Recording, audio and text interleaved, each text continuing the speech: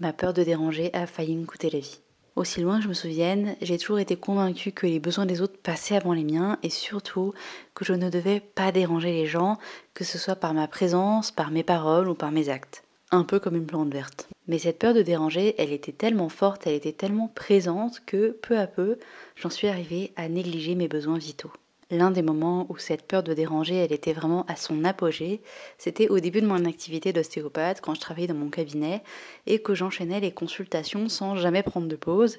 Et donc, je pouvais passer 5, 6, 7 heures sans prendre de pause, sans boire, sans manger et sans aller aux toilettes. En fait, j'avais tellement peur de déranger les gens que je préférais me retenir toute la journée à avoir faim, à avoir soif, plutôt que de prendre 5 minutes de pause entre deux consultations. Et à ce moment-là, je ne me rendais pas encore compte, mais je flirtais avec les limites de mon propre corps. Déjà parce que je terminais mes journées épuisée, j'étais vraiment sur les rotules, je n'en pouvais plus, j'avais super faim, super soif et besoin d'aller aux toilettes. Mais en plus de ça, parce que c'est moi-même qui crée un contexte propice à ce qu'il m'arrive des choses pas très agréables. Et avec ce contexte, j'ai développé une infection urinaire. Je me rappelle qu'à l'époque, j'avais consulté l'agenda en ligne de mon médecin traitant de l'époque, et comme elle n'avait pas de dispo, je me suis dit c'est pas grave, je vais aller en pharmacie prendre un traitement sans ordonnance, et ça va passer. Sauf que laisser traîner une infection urinaire, ce n'est pas du tout une bonne idée, et que quelques jours après, les symptômes étaient toujours là, et même ils commençaient à empirer, jusqu'à ce que je commence à avoir mal aux reins. Et la douleur de rein, c'est quelque chose de très particulier. On a vraiment l'impression d'avoir un coup de poignard dans le bas du dos. C'est une douleur qui ne passe pas, peu importe ce qu'on peut faire, peu importe les positions qu'on peut prendre. C'est vraiment une douleur très particulière et très forte. Et quand j'ai commencé à avoir mal au rein, j'étais en pleine consultation et là, je me rappelle avoir été obligée de laisser ma patiente sur la table.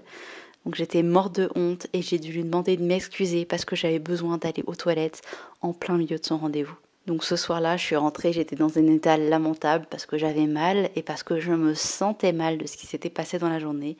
J'avais vraiment honte de ce qui s'était passé. Et à nouveau, mon médecin traitant n'avait pas de rendez-vous disponible sur son agenda et j'ai pas osé appeler le secrétariat en expliquant mes symptômes. Du coup, j'ai préféré aller voir un autre médecin. J'ai passé une nuit horrible à me tourner et à me retourner, à essayer de trouver une position qui était supportable. Bref, c'était vraiment une nuit très compliquée dont je me rappelle encore aujourd'hui. Et la douleur ne faisant qu'augmenter, j'ai un nouveau symptôme qui arrive. En fait, je me mets à rendre tout ce que j'ingère. Arrive maintenant le rendez-vous avec ce médecin que je ne connais pas et ça se passe pas vraiment très bien parce que j'ai l'impression qu'il ne me prend pas au sérieux et qu'il ne m'écoute pas. Et même d'ailleurs il me tutoie et je me rappelle que ça m'avait vraiment choquée à l'époque, mais j'avais rien osé dire. Je sors de ce rendez-vous avec une ordonnance pour un traitement antibiotique, ce qui est très bien, sauf qu'il n'avait pas pris en compte ce nouveau symptôme dont je lui ai parlé. Et quelques minutes à peine après avoir pris mon traitement, il est reparti dans l'autre sens.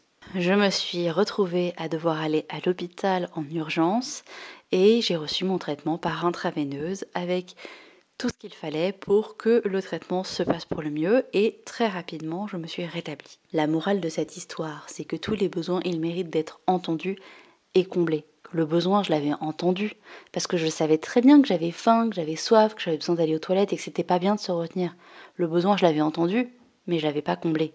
En fait, par mes actions et le fait que je refuse moi-même de répondre à mes besoins vitaux, j'exprimais le fait que j'estimais que je n'avais aucune valeur et que je valais moins que n'importe quel être humain ou n'importe quelle plante verte de cette planète. Et ce jour-là, avec l'intraveineuse plantée dans le bras, je me suis fait la promesse de toujours prendre soin de mes besoins en priorité. Évidemment, il y a eu des ratés, évidemment, il y a eu des cafouillages. Mais depuis ce jour-là, je prends soin de moi, je prends soin de mon corps, je prends soin de mon énergie, je prends soin de mes émotions chaque jour. Si tu te reconnais et que toi aussi tu as cette tendance à faire passer les besoins des autres avant les tiens, alors tu devrais te faire accompagner.